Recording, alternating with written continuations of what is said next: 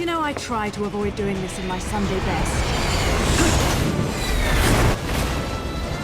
At least your lot still knows how to make an entrance. Tomorrow's mine. What's going on, guys? This is John Zakari, and today I want to talk about a game that may very well be the most important Wii U title of 2014. No, I'm not talking about Super Smash Bros. Or even Mario Kart 8, but rather a scantily clad witch who's hell-bent on slaying some angels. Last night, a Nintendo Direct was held to highlight the upcoming action title, Bayonetta 2, and it looked awesome. Platinum Games seems to be going all out with the crisp controls that help define the first game, with added customization options that include some pretty sweet Nintendo-themed costumes that even change up the gameplay, and a new multiplayer mode that looks like a great time killer.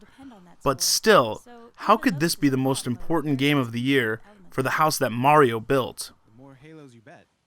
Mario Kart 8 already had a solid launch, and of course Smash Bros. Will do just as good, if not better, but everyone knows that Nintendo games always sell well on Nintendo hardware.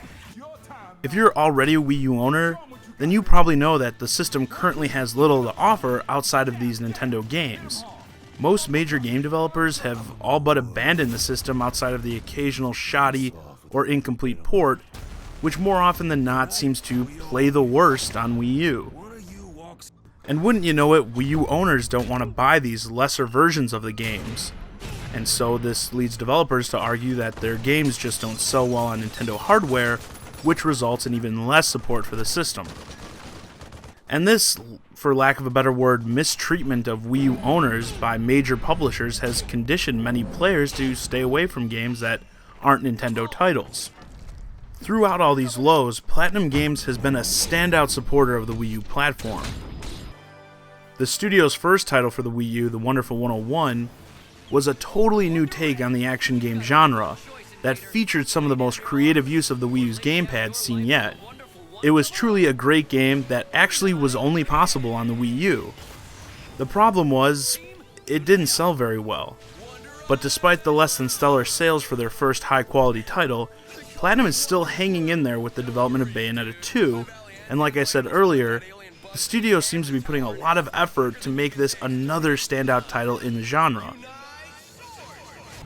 But even the first Bayonetta game, which released on Xbox 360 and PS3, drew lower sales than expected, despite getting mostly rave reviews from the critics. So the reason I get so nervous about this release is what it could mean for the future of all non-Nintendo games finding their way to the Wii U. Up until now, it's been easy for consumers to cite the poor quality of Wii U ports as a reason for them not selling.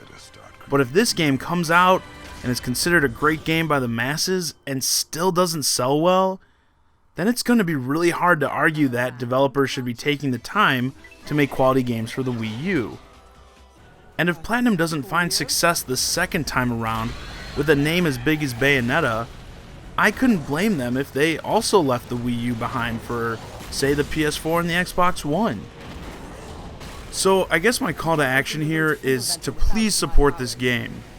If you're an action game fan, or just someone looking for something more mature to add to your Wii U collection, you should definitely keep an eye out on this one. Even if you're unfamiliar with the series, since the original Bayonetta is included with the physical release. And even if this game isn't for you, raise awareness for it. Make sure your friends who might be interested in it know about it. Because if this game is a success, you never know who may look to develop for the Wii U next. Time's almost up. Bayonetta, you better start creating miracles. Well, that just about wraps things up for this video. Let me know your thoughts on the importance of Bayonetta 2 in the comments, and if you enjoyed this video, please remember to hit that like button and subscribe to my channel for future gaming content. Also, feel free to follow my antics on Twitter @JohnnyZakari, and as always, thanks for watching.